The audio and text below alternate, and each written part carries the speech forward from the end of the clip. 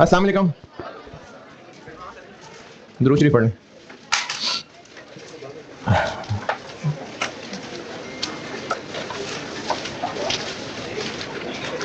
Lecture तो सुन ही लिए होंगे और होमवर्क भी कर ही लिया होगा। नहीं, होमवर्क था ना यार। स्प्रिंग 21 कहा तो था है? नहीं सुना था मैं। हो गया, मेरी तरफ से हो गया। आज का होमवर्क है ऑटम 17। आज का होमवर्क ऑटम 17 ओपल इंडस्ट्रीज के नाम से। ऑटम 17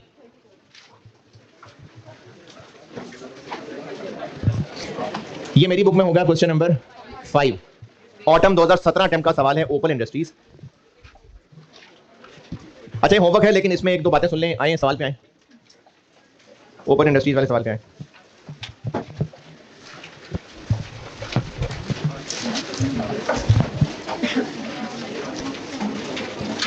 शुरू वाले टेबल में देखें जो आपको डाटा दिया हुआ है, उसमें एक्चुअल कॉलम भी है और बजटेड का कॉलम भी है।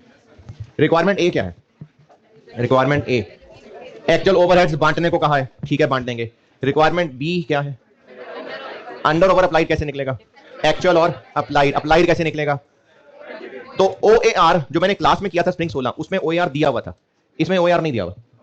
इसीलिए ऊपर टेबल में बजटेड का डाटा भी दिया हुआ है कि पहले OAR निकलेगा फिर पार्ट बी हो सकेगा। तो ये ऑटम 17 सवाल होमवर्क है, फिर इससे अगला डिटेल वर्जन फिर कल होमवर्क दे दूंगा। तो ऑटम 17 होमवर्क है, करके आइएगा। चैप्टर खत्म है, एक सवाल ऐसी बस इखलाकन और करा रहा हूं वरना खत्म है ये चैप्टर। एक सवाल पढ़ ले, मैं करता हूं। जायका लिमिटेड के नाम से सवाल है। जायका लिमिटेड ऑटम 13 अटेम्प्ट का सवाल है। ऑटम 2013 मेरी बुक में क्वेश्चन नंबर 9। जायका लिमिटेड है, ऑटम 13 अटेम्प्ट का। पढ़ ले, मैं करता हूं बोर्ड पे।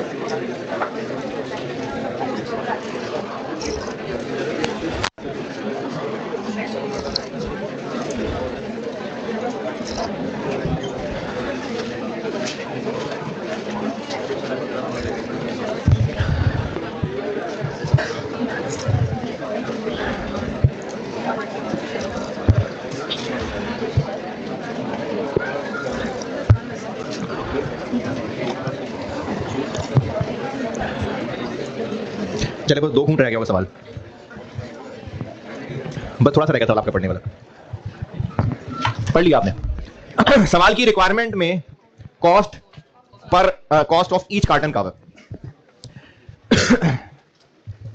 ये जो टेबल दिया हुआ है शुरू में, ये बजटेड डाटा है या एक्चुअल है?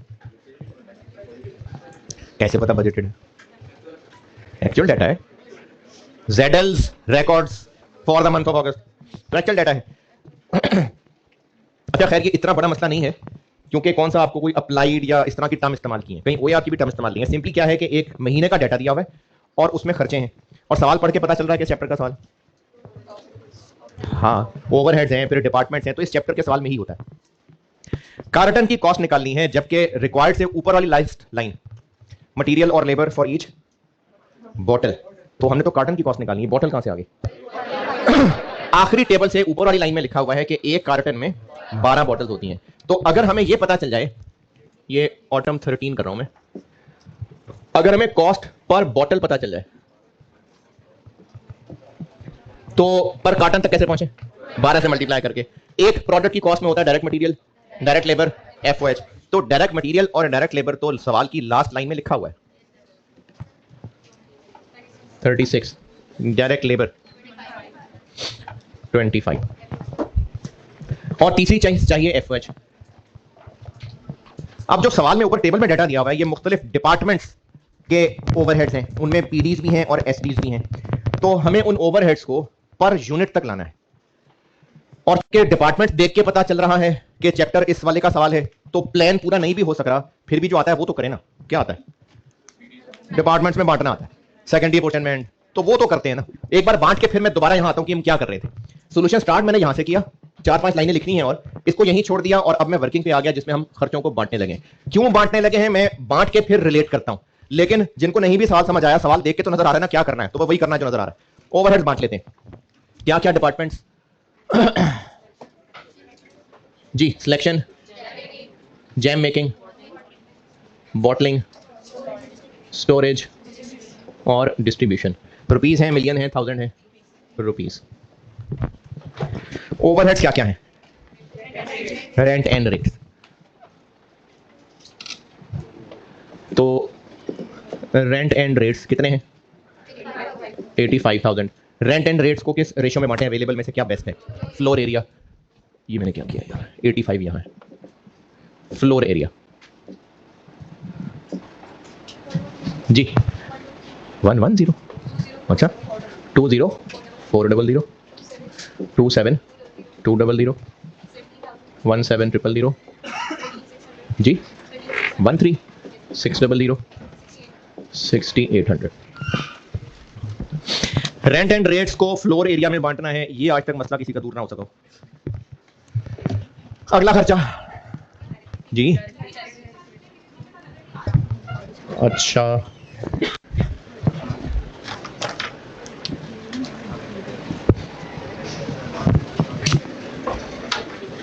ये मैंने लिखा rent and rates floor area, और रेंट एंड रेट्स को फ्लोर एरिया में बांटा है।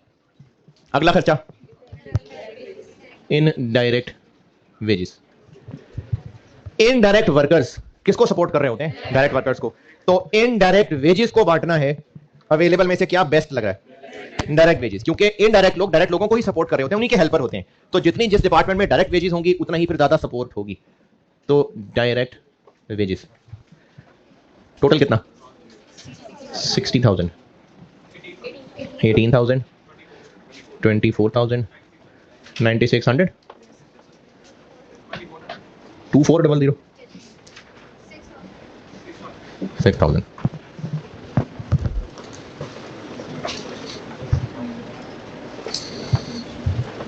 अच्छा इस क्लास में तो किसी ने नहीं पूछा, लेकिन हर दफा पूछता ही है कोई ना कोई, तो या तो शर्मा रहे होंगे या घबरा रहे होंगे या मसला ही कोई नहीं होगा।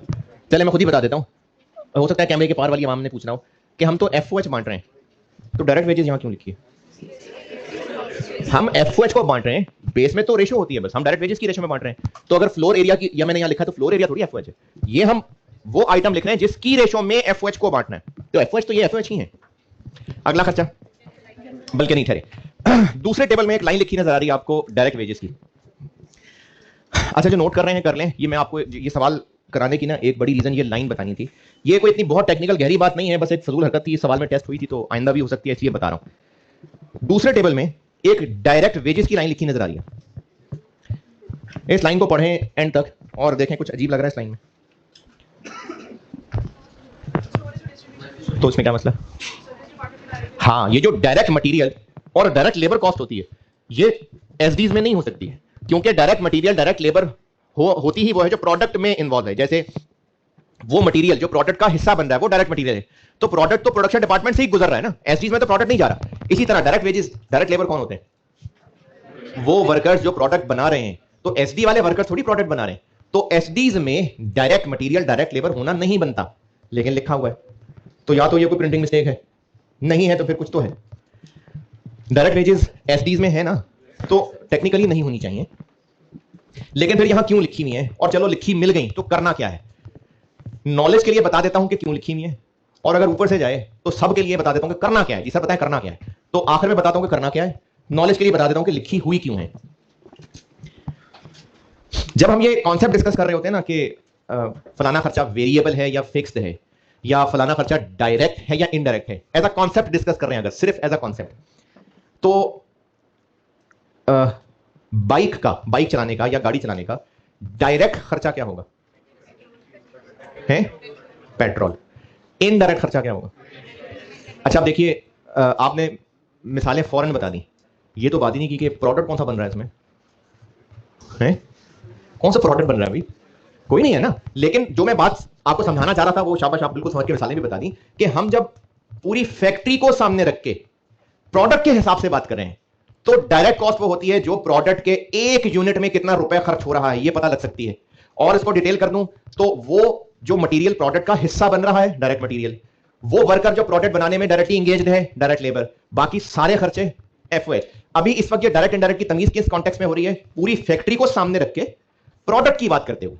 लेकिन अगर वैसे ही बस एज अ कॉन्सेप्ट जस्ट वैसे ही किसी भी एसेट से रिलेटेड, किसी इवन के डिपार्टमेंट से रिलेटेड अगर ये डिस्कस करना चाहे कि क्या इस डिपार्टमेंट का डायरेक्ट खर्चा है, क्या इनडायरेक्ट खर्चा है, तो वो डिस्कस हो सकता है। जैसे स्टोर डिपार्टमेंट है, यहां क्या होता होगा?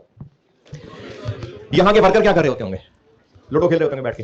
करते क्या, उनका काम क्या होगा? नहीं सिक्योरिटी नहीं, सामान संभाल के रखना भाई, सामान को लाके रखना, लोड अनलोड करना, सामान लाके रखना, जो चाहिए हो तो वहां से उठा के देना। तो स्टोर में जितना भी स्टाफ मौजूद है, अगर उसमें से ये फर्क करना हो कि कौन से डायरेक्ट हैं और कौन से इनडायरेक्ट हैं, तो कौन से वर्कर की वेजेस डायरेक्ट होंगी? जो सामान उठा के रख रहे हैं या ला रहे हैं। और इनडायरेक्ट कौन होंगे? जो उनके हेल्पर हैं। बिल्कुल इसी तरह से अगर किसी एक डिपार्टमेंट में डायरेक्ट और इनडायरेक्ट वेजेस तोड़नी हो तो जस्ट एज अ डिस्कशन तोड़ी जा सकती हैं। इसलिए इस सवाल में आपको स्टोरेज में और डिस्ट्रीब्यूशन के अंदर डायरेक्ट वेजेस लिखी नजर आ रही है। ये लिखने वाले ने ये बस बताना चाहा है कि जो स्टोरेज डिपार्टमेंट में वर्कर्स डायरेक्टली सामान उठाते थे उनकी 8000 वेजेस हैं, और जो उनके हेल्पर्स थे उनकी 2400 हैं।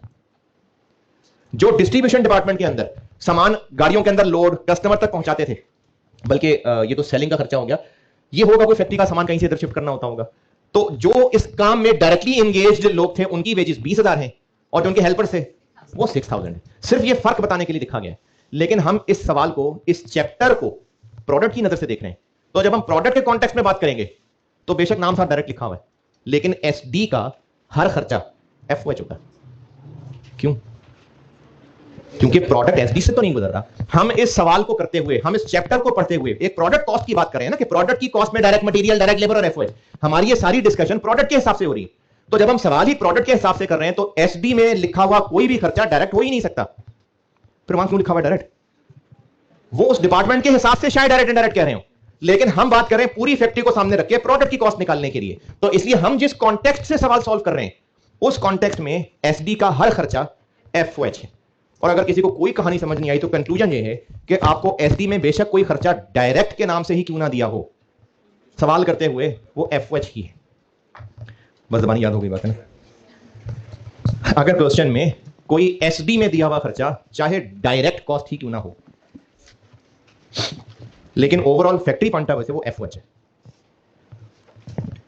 क्वेश्चन में अगर आपको एसडीज में कोई डायरेक्ट खर्चा नाम से लिख दिया गया है, फैक्ट्री के पॉइंट ऑफ व्यू से वो एफओएच ही कंसिडर होगा।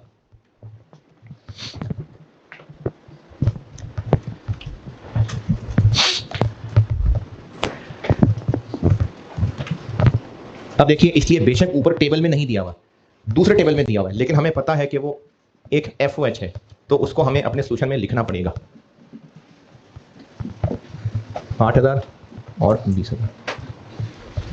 अब ऊपर टेबल में नहीं दिया हुआ, वो ऊपर टेबल में ओवरहेड्स कह के दिए हुए थे, नीचे टेबल में लिखा हुआ है वो, लेकिन हमें पता है कि इस सवाल को सॉल्व करने के लिए होंगे ये FOH में ही काउंट, इसलिए हमें इस टेबल में डायरेक्ट वेजेस को भी लिखना पड़ेगा। और यहां क्यों लिखा, यहां क्यों नहीं लिखा?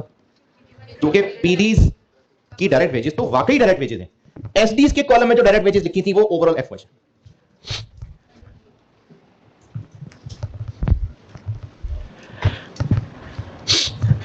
कुछ शक्लों पे इत्मीनान नजर नहीं आ रहा, बुरी लगी बात है जी। लास्ट वर्ड, लास्ट पॉइंट, पता नहीं किसका, किस में से लास्ट डायरेक्ट वेजेस का लास्ट पॉइंट कौन सा, मतलब पूरी कहानी किधर है, कौन है, कहां है, किधर गया है? पीडीज में क्यों नहीं लिखना? क्योंकि पीडीज में जो डायरेक्ट वेजेस हैं वो तो असली वाली डायरेक्ट वेजेस हैं। पीडीज में तो प्रोडक्ट की हो रही है ना प्रोडक्शन, तो उसमें जो डायरेक्ट वेजेस हैं वो तो वाकई वाली डायरेक्ट वेजेस हैं। ये जो एसडीज में डायरेक्ट वेजेस लिखी हैं ये फैक्ट्री के पॉइंट ऑफ व्यू से FOH ही कंसीडर होगा। अब आगे अगला खर्चा, जनरल लाइटिंग कितनी है टोटल? 75,000। अच्छा अब देखिए इसको ना, इसी वजह से मैंने इस चैप्टर में आपको कोई रट्टा लगाने को नहीं कह रहा। अभी तक हम पंखे लाइटों का खर्चा किस रेशो में बांटते थे? क्यों? फ्लोर एरिया, क्योंकि जितनी ज्यादा जगह होगी शायद उतनी पंखे लाइटें हों, लेकिन इस सवाल में हम फ्लोर एरिया यूज नहीं करेंगे क्योंकि नंबर ऑफ पंखे लाइटें बता दिए हैं। तो इसलिए अगर ये रट्टा लगाया होगा कि होता ही फ्लोर एरिया पे, तो इस सवाल में वो चेंज हो गया। तो इसलिए हर सवाल में ना कोशिश यही थी कि आप कंसेप्चुअली सोचें, तो पंखे लाइटों का ताल्लुक होता तो फ्लोर एरिया से, लेकिन जब इस सवाल में बता दिया कि किस डिपार्टमेंट में कितनी पंखे लाइटें हैं, नंबर ऑफ लाइट पॉइंट, तो फिर हम नंबर ऑफ लाइट पॉइंट्स में बांटेंगे। नहीं नहीं नहीं, पावर पंखे लाइटों की बिजली नहीं होती है, वो प्लांट मशीनरी की होती है। अलग अलग क्यों है? अगर जो घर की बिजली की तार है ना, कभी गलती से उसमें उंगली लग भी जाए तो बच तो जाएंगे, लेकिन अगर ये जो फैक्ट्री की बिजली है इसके करीब भी जाओगे ना तो भस्म हो जाओगे, बहुत हैवी बिजली होती है वो, दोनों का बहुत डिफरेंस होता है। वो जो फैक्ट्री की बिजली होती है प्लांट मशीनरी की, वो हजारों वोल्ट की होती है, हजारों। जो घरों में होती है 200-250 वोल्ट की होती है, तो दोनों की रेट्स डिफरेंट होते हैं, दोनों की बिलिंग डिफरेंट होती है, तो इसलिए दोनों अलग अलग खर्चे होते हैं। हाँ जी, 12500, 25,000, 18750, 6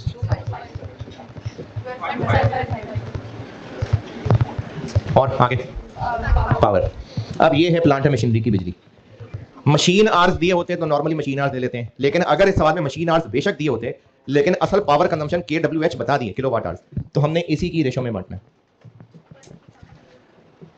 150,000, 15,000, 90,000, 15,000 बस। और डेप्रीसिएशन, तो मशीनरी की डेप्रीसिएशन है, मशीनरी की डेप्रीसिएशन तो मशीनरी की वैल्यू में।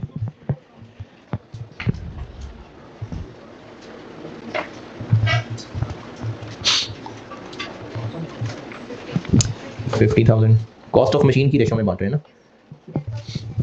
10,000, 20,000, 15,000, 5,000 और बस।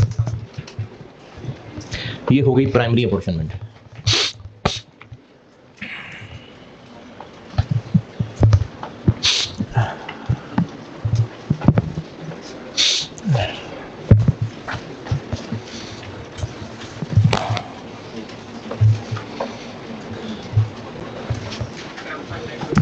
सेवन 900, 186,200, कितने जी? 90, 350, 250, 45, 300। सेकेंडरी अपॉर्चनमेंट, 1 वे 2 वे? 1 वे।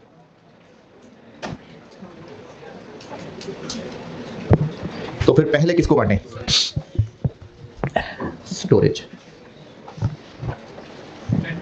10, 30, 40, 20। तो स्टोरेज से खाली करना है 50250, 5025, 15075, 20, 100, 10, 050। फिर खाली करना है डिस्ट्रीब्यूशन को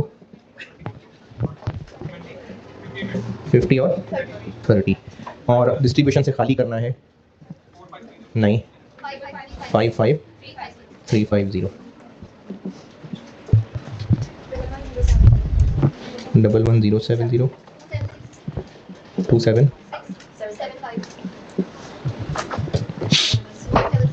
166 05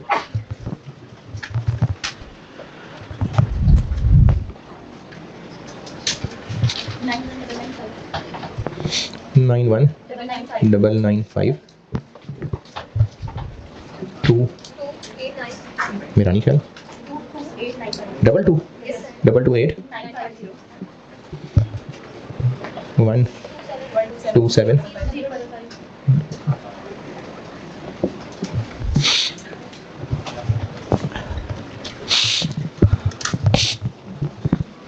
यहाँ तक पहुँचें और किसी कैलकुलेशन में कोई मसला है तो बताएं, फिर मैं उस रिक्वायरमेंट से जोड़ता हूँ जो शुरू किया था।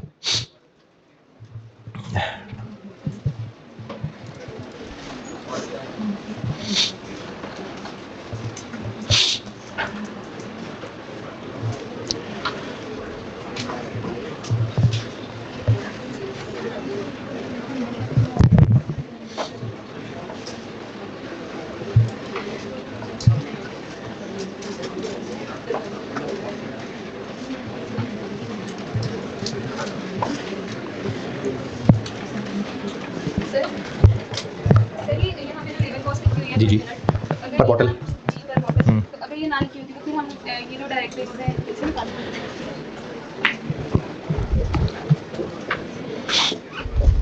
हैं। ये दी होती, क्योंकि ये सवाल ये है कि अगर ये डायरेक्ट लेबर कॉस्ट 25 सवाल में ना दी होती तो इसको कैसे कैलकुलेट करते। होनी चाहिए थी, क्योंकि कैलकुलेट करने में ना वो थोड़ा सा प्रोसेस कॉस्टिंग इन्वॉल्व होती है। वो प्रोसेस कॉस्टिंग पढ़ेंगे तो पता चलेगा आपको। तो हो सकता है प्रोसेस कॉस्टिंग इन्वॉल्व हो जाती, फिर जब प्रोसेस कॉस्टिंग पढ़ेंगे तो पता चलेगा क्या डाटा होता। इस शक्ल के साथ दी होती। अभी इस सारी टेबल की मेहनत से एंड हम कहां तक पहुंचे? 3 पीडीज में ओवरहेड से मटाए हुए हैं, जबकि हमें चाहिए ओवरहेड पर बॉटल। तो जब भी हमने कोई खर्चा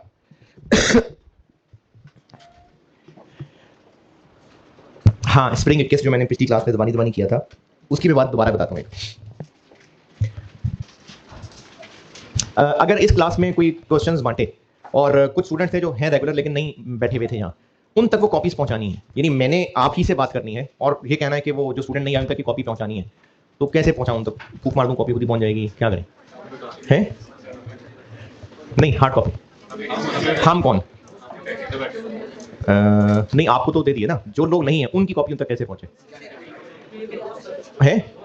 तो उनका कोई कॉमन लिंक देखना पड़ेगा ना। अब वो कॉमन लिंक हो सकता है साथ बैठने वाला, हो सकता है अच्छा नहीं जी साथ बैठने वाला कोई नहीं, अच्छा हॉस्टल फेलो कोई हो सकता है। तो कोई कॉमन लिंक होगा चीज बांटने के लिए। तो जो स्प्रिंग 21 था, स्प्रिंग 21 शाइन और ग्लो वाला, मल्टीपल प्रोडक्ट्स थे, मल्टीपल डिपार्टमेंट्स थे। तो हमें पीडीज के खर्चे प्रोडक्ट्स में बांटने के लिए कोई तो इंफॉर्मेशन दी होती जो प्रोडक्ट वाइज होती।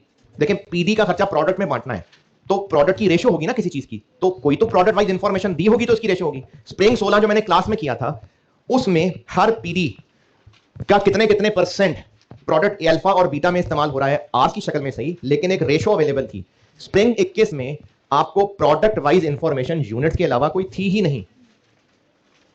किसी भी चीज को अगर यूनिट्स में बांटना था, नहीं प्रोडक्ट शाइन और ग्लो में बांटना था, तो कोई रेशो होती ना प्रोडक्ट वाइज, कोई नंबर ऑफ आवर्स बताए होते, कोई नंबर ऑफ कुछ तो बताया होता। तो स्प्रिंग 21 में सिर्फ थे ही यूनिट, तो यूनिट की रेशो में बांटना पड़ा था। अब यहां पर प्रोडक्ट तो एक ही है, लेकिन हमें ओवरहेड्स को पर यूनिट तक पहुंचाना है। तो ideally speaking number of units पता होने चाहिए थे। फिर पर यूनिट तक कैसे पहुंचते? इसको नंबर ऑफ यूनिट से डिवाइड कर लेते। नंबर ऑफ यूनिट्स नहीं पता, कोई और रास्ता, कोई और लिंक, कोई और कनेक्शन, कोई और हिंट। दूसरे टेबल की सेकंड लास्ट लाइन क्या है? Labour hours per bottle. अब ये काम ना इस चैप्टर में पहली दफा नहीं करने लगे, पहले भी किया है कि अगर हमें कोई खर्चा पर आर पता है और उसको पर यूनिट तक पहुंचाना है,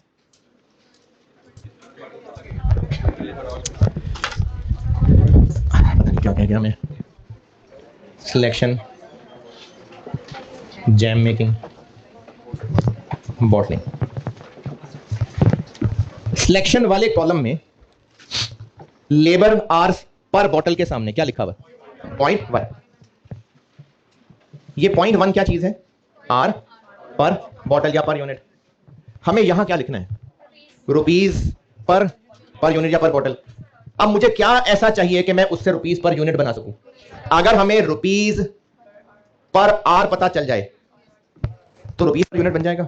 अच्छा ये काम ना, ये शायद मैं मुश्किल तरीके से रहा हूं, वरना ये काम पहले भी किया हुआ है कि OAR पर आर से पर यूनिट बनाया था, तो OAR पर आर को मल्टीप्लाई किया था आर्स पर यूनिट। अभी भी यही काम कर रहा है। तो हमें टेबल में सेकंड लास्ट लाइन से ये इंफॉर्मेशन मिल रही है, तो यहां से इसका कनेक्शन ये जोड़ रहा हूं फिर कि अगर हमें ओवरहेड पर आर पता चल जाए तो ये सॉल्व हो जाएगा। तो ये सारी मेहनत हम ओवरहेड पर आर जानने के लिए कर रहे थे। फिर अब आपको हर डिपार्टमेंट के आर्स बताए हुए हैं।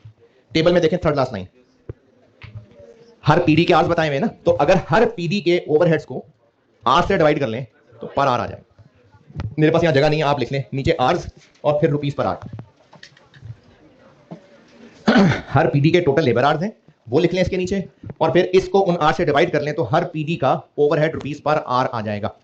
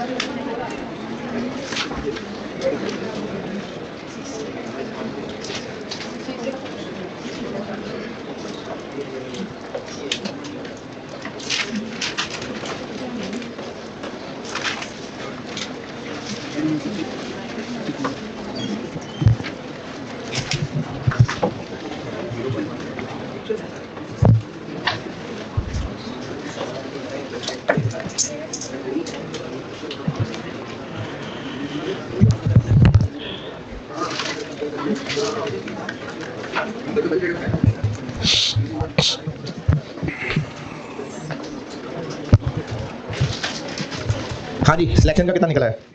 60। तो 60 रुपीज पर आर है, पर यूनिट तक पहुंचेंगे 0.1 से मल्टीप्लाई करके 6।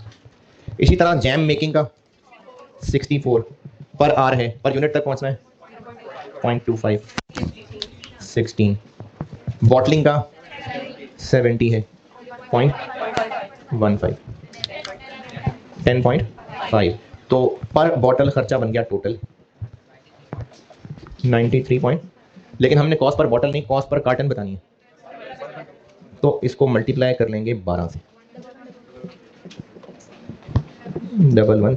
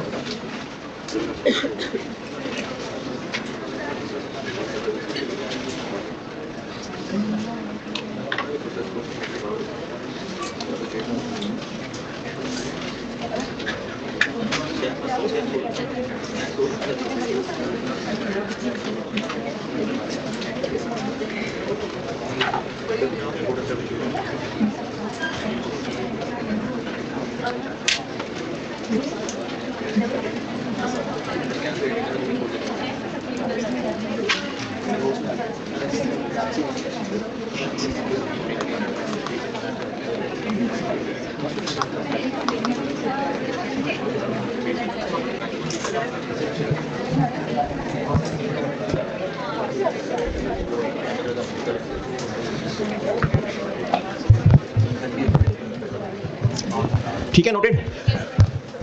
अच्छा, इस चैप्टर में ना हमने ये जितनी प्रैक्टिस की है ये बहुत है, और इसमें एक दो सवाल होमवर्क में चलाऊंगा अभी, अगला चैप्टर शुरू करा दूंगा, लेकिन इनका होमवर्क चलेगा। और ये आसान ही है, इसी लेवल का है ये चैप्टर। एक सवाल और लिखें। इस सवाल से, ये जो मैं अभी करवा रहा हूं, मैं आपको इस चैप्टर और अगले चैप्टर में ब्रिज बना के दे रहा हूं कि अगला चैप्टर इंट्रोड्यूस कराने के लिए सवाल करा रहा हूं। अगला चैप्टर कल ही कराऊंगा, लेकिन चूंकि इन दोनों में ब्रिज है तो इसलिए अभी करा रहा हूं सवाल। सवाल लिखें एक।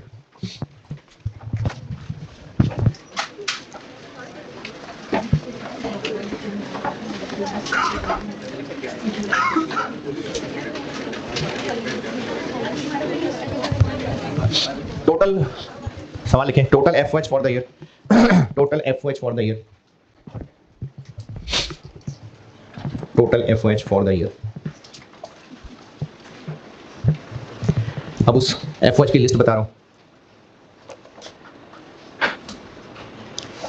Power, power 2,02,000,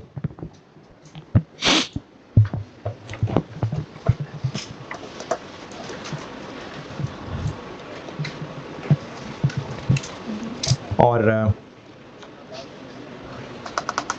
depreciation of assets, depreciation of assets 50,000, 50,000।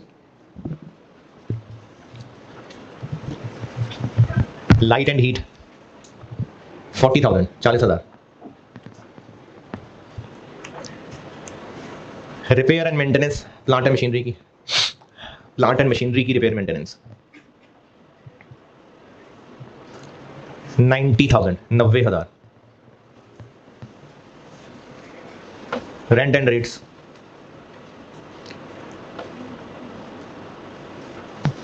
60,000, 60,000। Total देखिए कितना हो गया,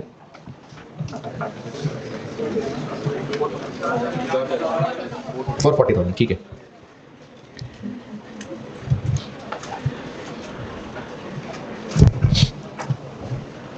अदर इंफॉर्मेशन लिखे हम, अदर इंफॉर्मेशन।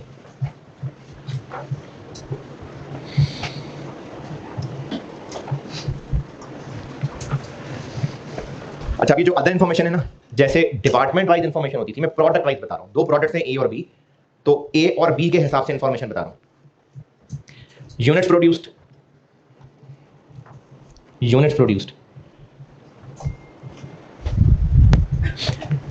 2,500 और 5,000।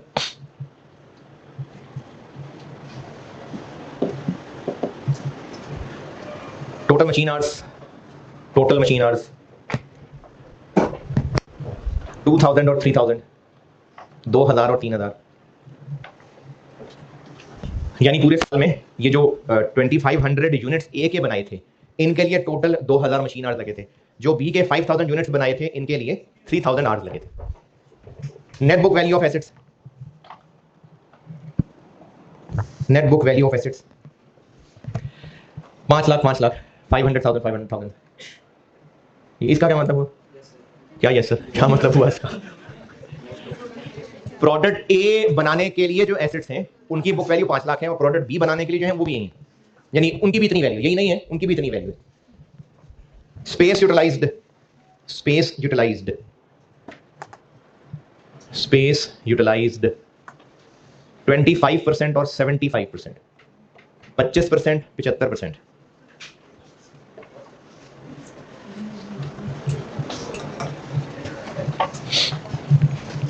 रिक्वायर्ड,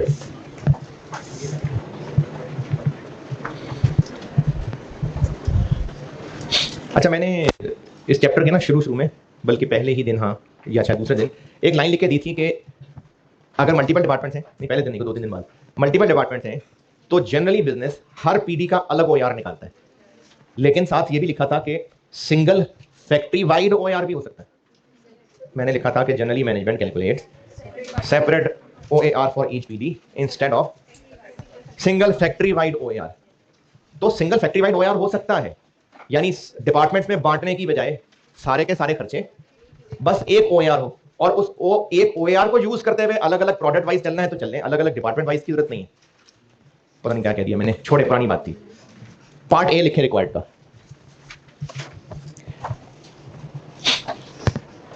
ये जो अभी मैं सवाल करा रहा हूं ना, बस इसको कैलकुलेट कर लें जैसे जैसे कर रहा हूं।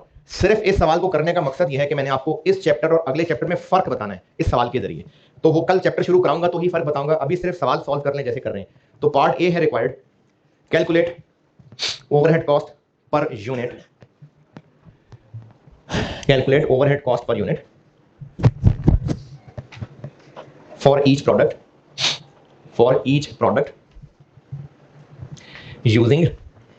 using a single factory wide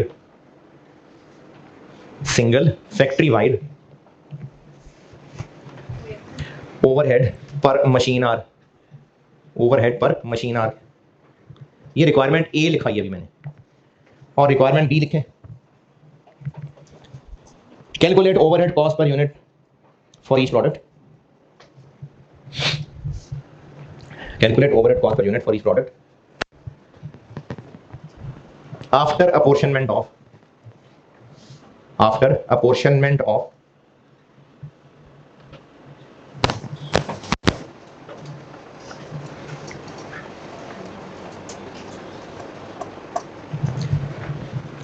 factory overheads या FOH, apportionment of FOH to both products। Requirement की वर्डिंग समझ नहीं आई, कोई मसला नहीं, मैं करता हूं सवाल सॉल्व। रिक्वायर्ड ए क्या है? रिक्वायर्ड ए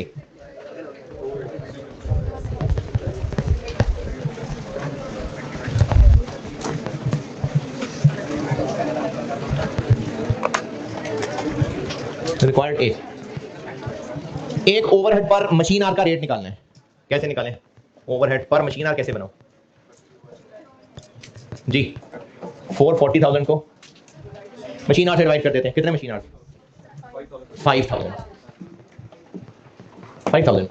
ये कहां से आया 5,000 टोटल? क्योंकि पूरी फैक्ट्री को हम बस एक ही रुपीस पर आर करना चाह रहे हैं, तो पूरी फैक्ट्री में पूरे साल में 5,000 आर लगे थे। कितना बना? 88 पर मशीन आर। पर मशीन आर से हमें पर यूनिट चाहिए हर प्रोडक्ट का अलग। कैसे बनाए?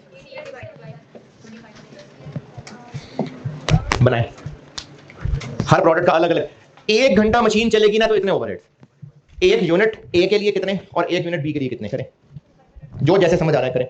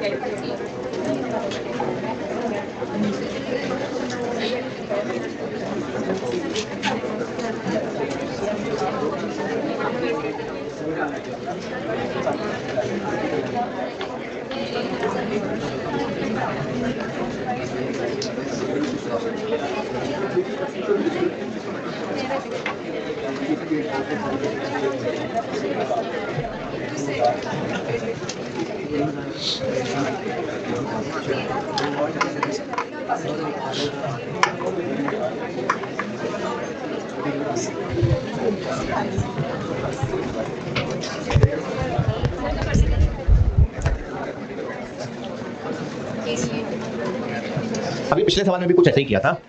1 आर मशीन काम करेगी तो 88 ओवरहेड है और यूनिट तक पहुंचना है। तो 1 ए बनाने के लिए कितने आर्स? हाँ जी,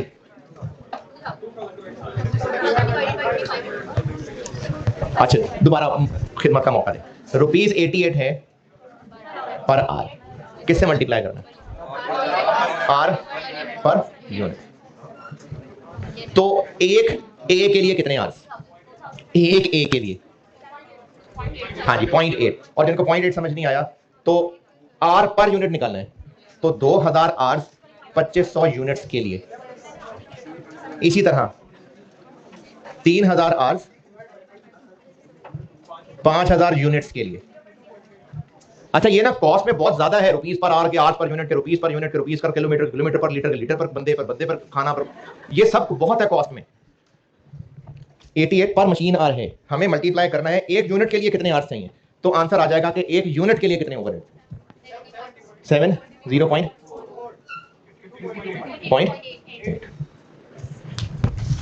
और पार्ट बी ये है कि ओवरहेड्स को प्रोडक्ट वाइज बांटना है।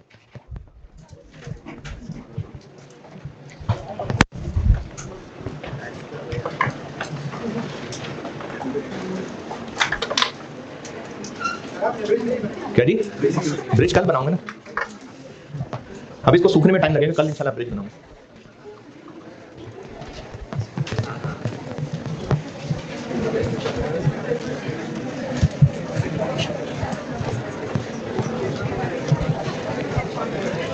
रिक्वायरमेंट बी की अंग्रेजी पढ़ के कुछ समझ आ रहा है कि कुछ भी समझ नहीं आ रहा?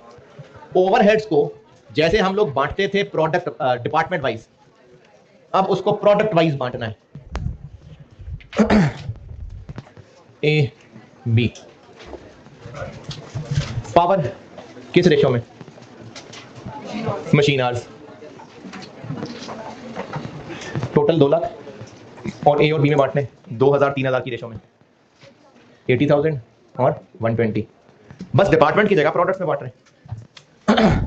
फिर डेप्रिसिएशन नेट बुक वैल्यू की रेशो में टोटल 50,000 25।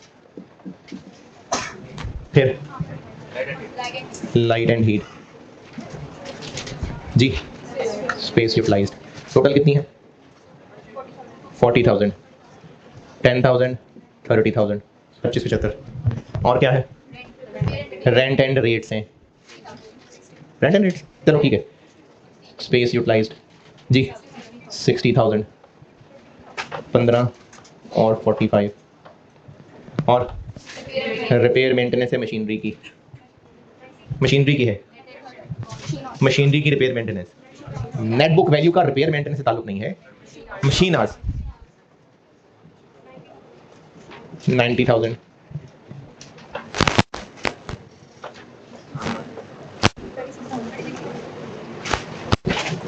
और बस